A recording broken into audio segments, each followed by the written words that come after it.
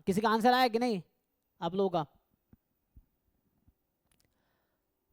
अब देखो इसमें कहाँ दिक्कत है, आप सोचो इसमें कहाँ दिक्कत है। ये गेट का ऑलरेडी पूछा हुआ क्वेश्चन है ना, तो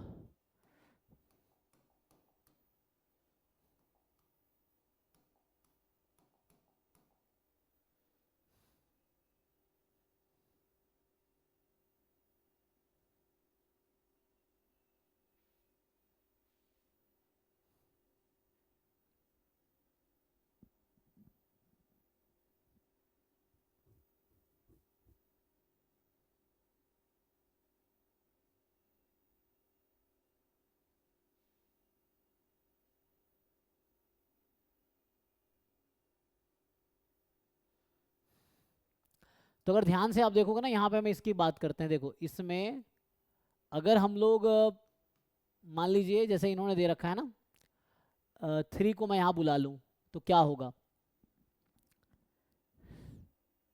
तो समेसन बाद में देखते हैं। पहले ये देखो कि अभी अभी अगर मैं y मान लेता हूँ मॉड x माइनस 2/3 को, तो क्या आप मुझे बता सकते हैं y का डिस्ट्रीब्यूशन क्या हो जाएगा? अच्छा यहाँ 6 था ना, तो ये आपका 6 था, दिस इज 1/6 ना। तो कोई बता पाएंगे इसका डिस्ट्रीब्यूशन क्या आएगा? चलो मैं एक एक करके ट्रांसफॉर्म करता हूँ। देखो ट्रांसफॉर्मेशन पढ़ा आप लोगों ने ना, जैसे अगर मैं मान लो ऐसा कर देता हूँ कि x माइनस 2/3 को y मान लेता हूँ, तो पता है y का पीडीएफ क्या आएगा? सो y का पीडीएफ बन जाएगा यहाँ से, इसको थोड़ा सिंप्लीफाई करना पड़ेगा ना, तो e की पावर माइनस मॉड y, यही रहेगा ना मॉड y। ये कैसे ड्राइव होता है एक्चुअली, मैं अगर प्रॉपर प्रूफ से बताऊँ आपको, तो PDF of y in y, तो ये होगा,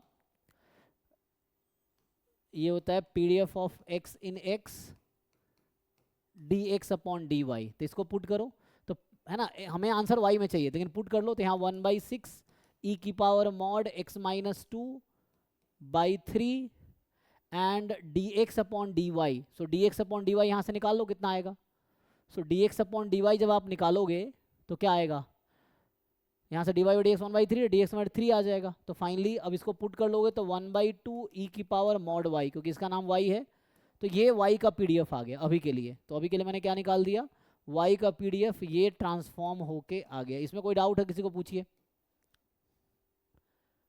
ठीक है यहाँ तक। अब फिर से और ट्रांसफॉर्म करेंगे, मान लो अभी के लिए मैं z बोल देता हूँ मॉड y को लेट से, तो z का डिस्ट्रीब्यूशन क्या होगा? तो अगर आप z का पीडीएफ निकालोगे ट्रांसफॉर्मेशन से तो आएगा e की power minus Z, Z more than 0। यहाँ तो y अभी रियल नंबर है क्योंकि यहाँ x रियल नंबर है, ठीक है।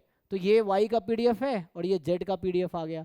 तो यहाँ से कहने का मतलब मैं अगर फाइनली सीधा सीधा यहाँ पे आ जाऊँ, तो एक्चुअली z मेरा क्या था मॉड y, और y मैंने क्या लिया था x माइनस 2/3।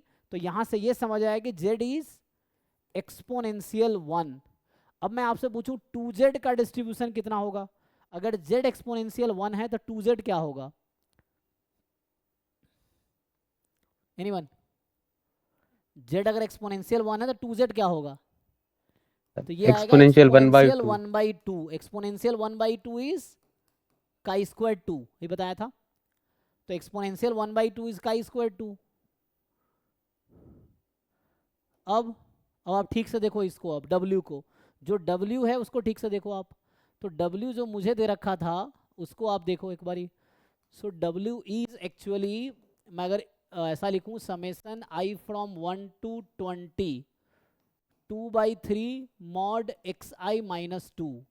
तो w is actually i from 1 to 20, इस पूरे को ठीक से देखो तो ये क्या हो जाएगा, क्या इसको मैं 2zi लिख सकता हूँ, हाँ या ना?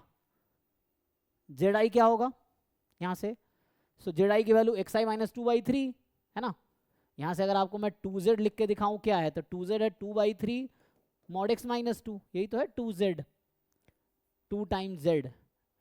तो ऐसा है नहीं 2zi नहीं, सिर्फ z, हाँ ठीक है 2zi। और 2zi का डिस्ट्रीब्यूशन क्या है, काई स्क्वायर 2। सो w काई स्क्वायर 2 है ये, तो ये कितना हो जाएगा, काई स्क्वायर 2 20 टाइम ऐड हो रहा है, तो कितना हो गया chi square 40, chi square 2 20 time add हुआ है। इसमें कोई डाउट है देखो अभी, ठीक है?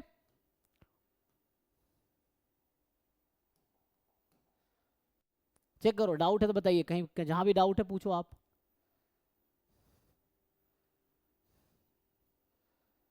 ओके, एक दो और क्वेश्चन करवा देता हूं, देखो तो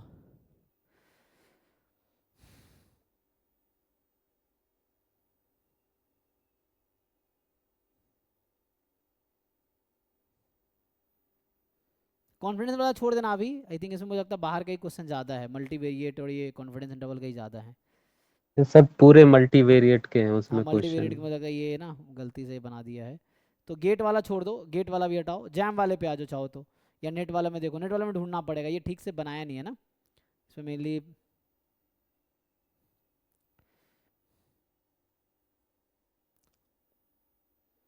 जैसे अगर नेट वाला एक क्वेश्चन मैं लिखूँ, जैसे पहला क्वेश्चन, अच्छा ये तो हमने उस दिन कराए थे ना क्लास में, देखो पहला क्वेश्चन देखो आप, सैम्पलिंग डिस्ट्रीब्यूशन जो नेट का बता रखा है इन्होंने, ये नेट का क्वेश्चन है, अभी 2 है, ये नेट में आया हुआ है 2023 के जून में, ठीक है, ये हमने लिखा था, तो ये कह रहा है कि x1 x2 x3 x4 यही है, दे आर IID बर्नौली 1/3, ठीक। तो अब आपसे पूछ रहा है, देखिए क्वेश्चन नेट का है ये, सो ये क्वेश्चन गिवन है, if x1 x2 x3 x4 IID Bernoulli 1/3, ये ऑर्डर स्टैटिस्टिक्स का भी, ऑर्डर स्टैटिस्टिक्स कुछ दिन पहले कल ही डिस्कस किया था, एक दो क्लास पहले डिस्कस किया था ना, तो उसका ये देखो ऑर्डर स्टैटिस्टिक्स बताइए आपको, तो पहला ऑप्शन पूछ रहा है कि, है ना, अब ऑर्डर स्टैटिस्टिक्स जानते हो, मैं आगे लिखूं, and first order statistics less than second less than third less than equal to fourth, है ना, this be order statistics. So then आपसे ये पूछ रहा है कि ऑप्शन ए में कि first order statistics and fourth order statistic are independent. दूसरा पूछ रहा है आपसे कि expectation of second order statistics expectation half है। सी पूछ रहा है कि variance of second order statistic, this is 8/81, and D में पूछ रहा है आपसे कि x4 is a degenerate random variable, x4 is degenerate random variable. क्या आप ये सॉल्व कर पाएंगे बताइए, नहीं तो फिर मैं कर देता हूं अभी के लिए। तो पिछला क्वेश्चन गेट का था, है ना, दिस वाज, पिछला जो क्वेश्चन हमने किया अभी ये वाला किया था, ये गेट 2020 का था आई थिंक, है ना, तो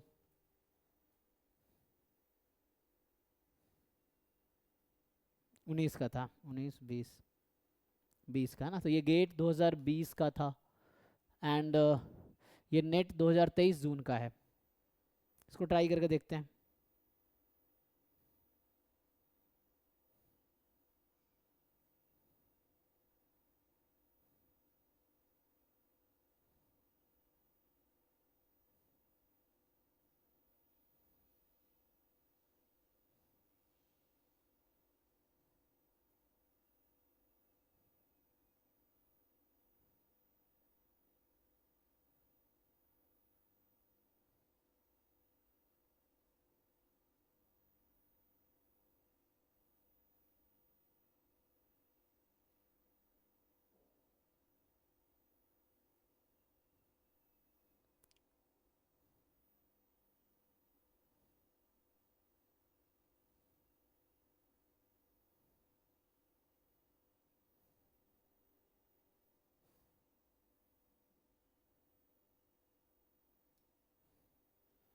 एक बार बताइए आप लोग क्या लगता है, सॉल्व करके देखिए।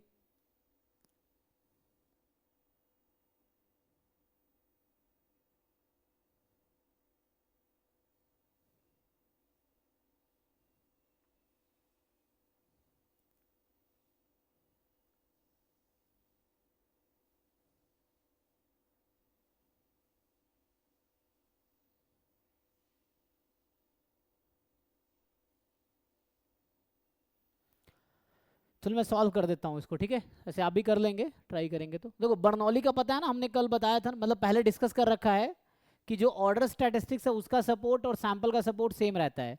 तो कहने का मतलब ये हो गया कि ये जो x1 है इसकी वैल्यू 0 1 हो सकती है, x2 की वैल्यू भी 0 1 हो सकती है, x3 की वैल्यू भी 0 1 हो सकती है, x4 की वैल्यू भी 0 1 हो सकती है।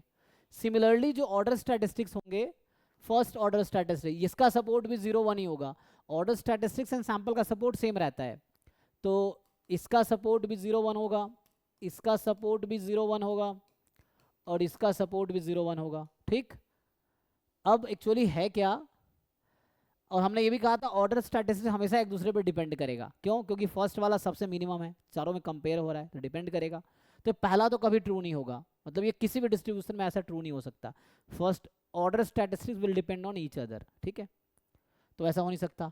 अब जैसे यहाँ पे हमें देखा x4 का सपोर्ट 0 1 है, डी जनरेट तो हो नहीं सकता, डी जनरेट में सपोर्ट सिंगलटन सेट होता है, एक ही पॉइंट पे पूरी प्रोबेबिलिटी होगी 1, तो ये हो नहीं सकता।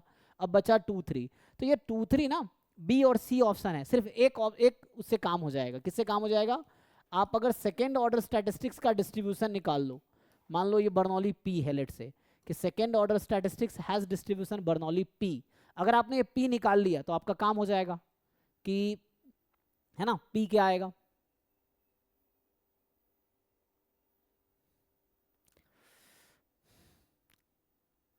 सो व्हाट इज डिस्ट्रीब्यूशन ऑफ ये क्या आएगा, सेकेंड ऑर्डर स्टैटिस्टिक्स डिस्ट्रीब्यूशन निकाल लोगे, काम हो जाएगा।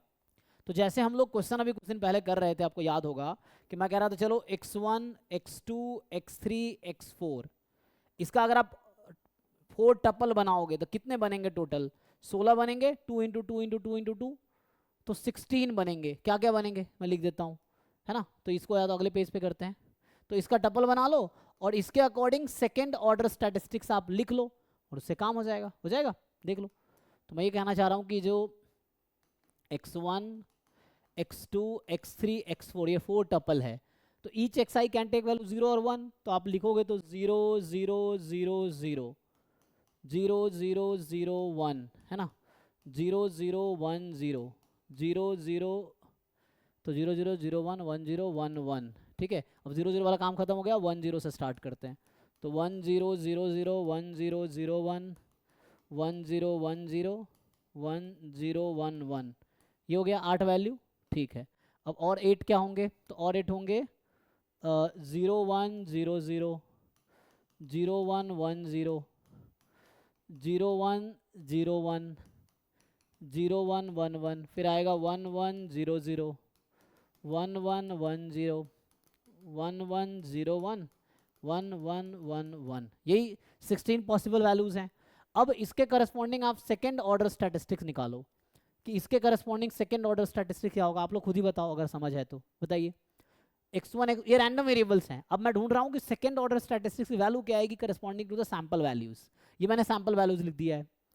तो 0 0 0 0 में क्या लगता है सेकेंड ऑर्डर स्टैटिस्टिक्स की वैल्यू क्या है इसमें? 0। आइडिया है ना, क्योंकि सबसे छोटा 0 होगा, तो चारों इक्वल ही है, तो चारों ऑर्डर स्टैटिस्टिक्स वैल्यू 0 ही आएगी। तो सेकेंड ऑर्डर स्टैटिस्टिक्स यहाँ 0 है, इसमें 0 तीन 0 है, तो first second third order statistics 0 होगा, फोर्थ वाला 1 होगा, तो 0 आएगा। यहाँ भी 0 0। आएगा, यहाँ भी 0 आएगा, यहाँ भी और 0 यहाँ तो आएगा। 1, हाँ 2 1 है तो हाँ, 2 1 है, तो सबसे छोटा इसमें कौन है? एक 0 है, तो फर्स्ट 1 0। मतलब 2 0 है, हाँ 2 1 सर, है, सब हाँ, तो बोल फर्स्ट रहा एंड हूँ। सेकेंड ऑर्डर स्टैटिस्टिक्स 0 होगा, third and fourth order statistics 1 होगा, यही ना। करेक्ट। तो जहां जहां 2 zeros है वहां पे सेकेंड ऑर्डर 0 ही होगा। अब देखो यहाँ पे एक 0 है, तो फर्स्ट ऑर्डर स्टैटिस्टिक्स 0 है, सेकेंड ऑर्डर से 1 है, थर्ड ऑर्डर 1 है, फोर्थ ऑर्डर 1 है, तो सेकेंड ऑर्डर यहाँ 1 हो गया। जहां भी 2 0 है 0 ही आना है।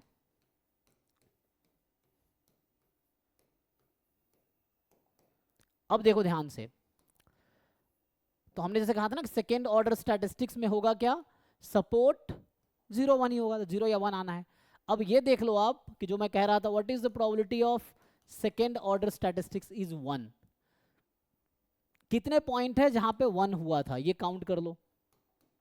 तो 1 2 3 4 5, चेक करो सही लिखा हमने, कहीं दिक्कत तो नहीं है, देखो।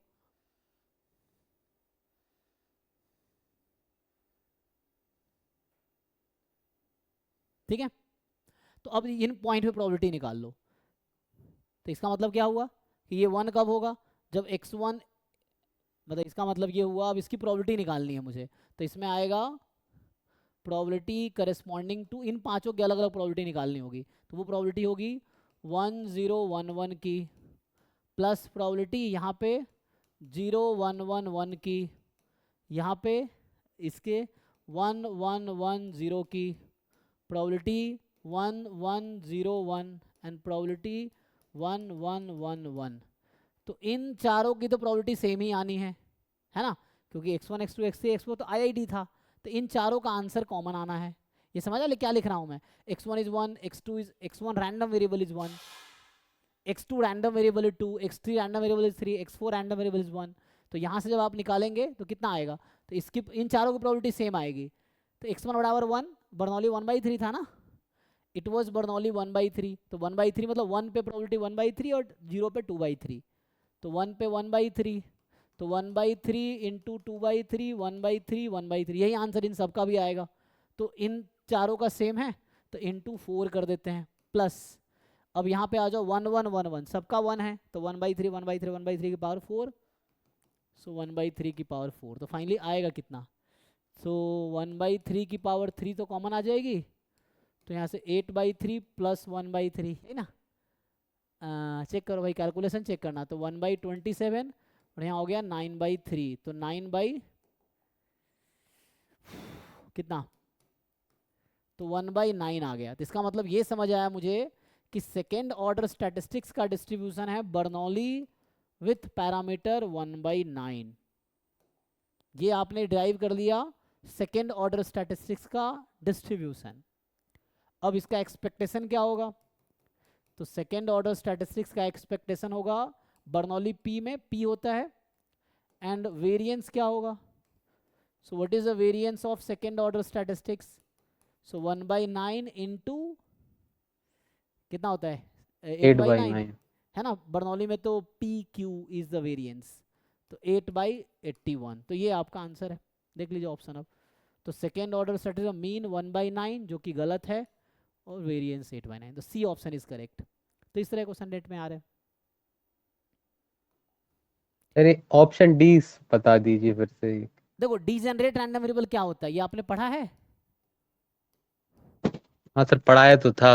रिवाइज नहीं किए होंगे आप, अब देख के बताओ, मैंने डिस्ट्रीब्यूशन जितने लिखाया था डीजेनरेट भी लिखाया था उसमें। So what is a degenerate random variable, इसमें ये होता है कि probability x is equal to some constant is equal to 1। क्या ऐसा होगा यहाँ पे, फोर्थ ऑर्डर स्टैटिस्टिक्स का सपोर्ट क्या है, तो इसमें जो सपोर्ट होता है ना, जो सपोर्ट बोलो या रेंज बोलो, ये सिंगलटन सेट के होगा। x4 का सपोर्ट कितना है, x4 का सपोर्ट भाई 0,1 है, 0 तो मतलब डीजेनरेट रैंडम वेरिएबल का सपोर्ट सिंगलटन सेट होगा, और यहाँ पे सपोर्ट में तो 0 1 है, तो एक ही पॉइंट पे प्रोबेबिलिटी तो आएगी ही नहीं, तो इसीलिए। और कहने का मतलब मैं फिर से बताता हूँ, जो सपोर्ट सैंपल का है वही सपोर्ट ऑर्डर स्टैटिस्टिक्स का रहेगा, ये है। कुछ डाउट है बताइए। तो इस तरह क्वेश्चन सॉल्व कीजिए, जैसे मैं आपको लिख के बता रहा हूँ ना, तो आप खुद अगर सिंसियर एस्पिरेंट है तो आपकी खुद जिम्मेदारी कि आप जितने प्रीवियस ईयर पेपर है उसमें ढूंढिए जो टॉपिक मैंने पढ़ा दिया, उसका सॉल्व कीजिए। सॉल्व हो गया गुड, नहीं हुआ तो आप पूछ लोगे तो फिर आ जाएगा। फिर उन क्वेश्चंस को जो आपसे नहीं हो रहे you revise regularly, so that आपके दिमाग में अप्रोच रहेगा, मतलब सीखना ही तो है, ये चीज़ है। एनीवे तो मुझे लगता है ठीक है, ट्राई करके आइए, यहीं स्टॉप करता हूँ अभी। आप इसको है ना, तो अभी हमने ये वाला पार्ट कंप्लीट किया है, तो अभी के लिए जो इस बैच में जो एकलव्य हमारा अभी 3 या अर्जुना 2 या प्रयास 2 चल रहा है ना, उसमें हमने ये वाला पार्ट अभी थ्योरी कंप्लीट किया है। साथ में मैंने कुछ ही क्वेश्चंस कराए, बहुत ज़्यादा नहीं कराए, तो मैं अभी ये इम्फेसिस कर रहा हूँ कि आप खुद ज़्यादा क्वेश्चन सॉल्व करो और मुझसे डाउट पूछो, डाउट क्लास में पूछो, या डाउट क्लास में जहाँ भी पूछ सकते हो आप पूछो। तो अगर कुछ डाउट कल रहा तो ठीक है, नहीं तो कल से मैं ये टॉपिक स्टार्ट करूँगा। अगर आप सॉल्व करके आओगे तो ठीक है, नहीं तो कल हम लोग यहाँ से स्टार्ट करेंगे। This is the part limit theorem, ठीक है, तो कल हम लोग यहाँ से स्टार्ट करेंगे। Okay, thank you.